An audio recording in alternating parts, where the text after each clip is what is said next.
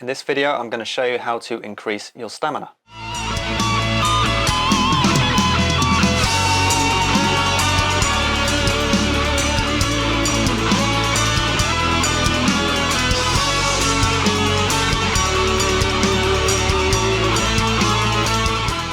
So, we've talked about building speed thus far in this series, and what we're going to talk about now is stamina. What about that? How do we build that? Now, sometimes stamina is something which occurs as a byproduct, but also you do have to consciously spend time in the zone where you can develop stamina. And this is typically lower tempos, but in the area where you're starting to come out of your comfort zone. So really, yeah, we talked about speed bursts, but so let's say, I'm going to use the example earlier on when I said with the 16th note, they can saying like, let's say 140 was the comfort zone, and we got to 165, 170 for the ultra zone for the speed bursts, and then we come back down to 145, 150. Okay, so how would we do the stamina? So let's say we did the speed bursts. We've been doing that for a few minutes, you know, doing the rests in between, getting a bit of lactic acid, shaking it out.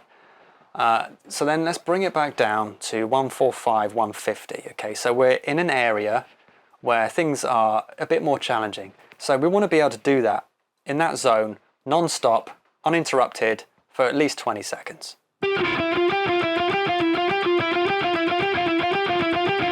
Okay, so if you can do that for about 20 seconds, see if you can do 30.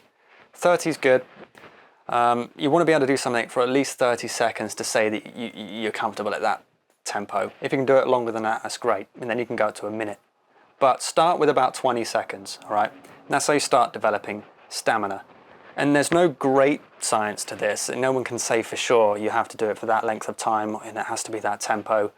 So, you know, I don't go in for all of that, you know, overly regimental, analytical approach where it's all a numbers game, because no one can actually say for sure which numbers work for which people. It's you know, you really just have to do it. It's an experience game, not a numbers game. And experience leads to wisdom, right? And wisdom is basically knowledge gained through experience, and there's nothing greater than that.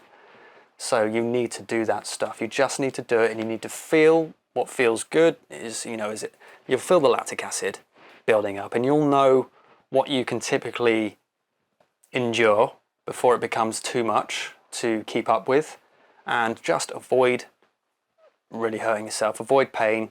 You probably know by now, I don't mean to say the obvious, but you know, there is a difference between pain and that fatigue, the lactic acid that you get. So, you know, you don't want to be playing through pain, especially, you know, really do avoid it in your fingers. You really don't want pain between the joints of your hand. You know, it's very easy to overdo it with the fretting hand, for example, when you're working on speed and stamina.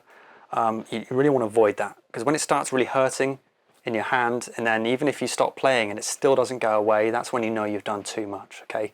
So it's always better to do too little than too much, because you can always add more. You can't take away once you've already done too much, okay? So don't do that.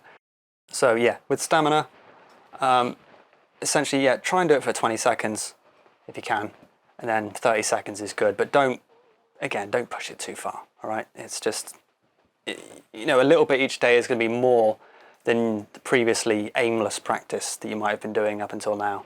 You know, you're going to get more gains out of doing this than what you were doing previously.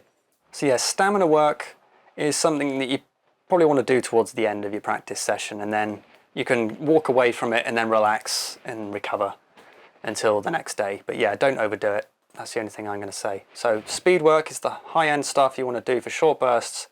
Drop it down to somewhere that's slightly above your comfort zone, and then just push it for a bit longer. If you can string it together for 20 to 30 seconds.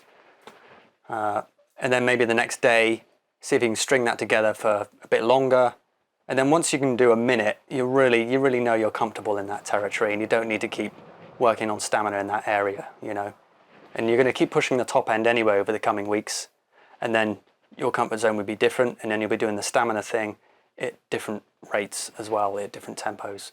So that's pretty much it. It's not a great science, it's an experience game, so you have to just go and do it, all right? So that's it for this episode, and I'll see you next week.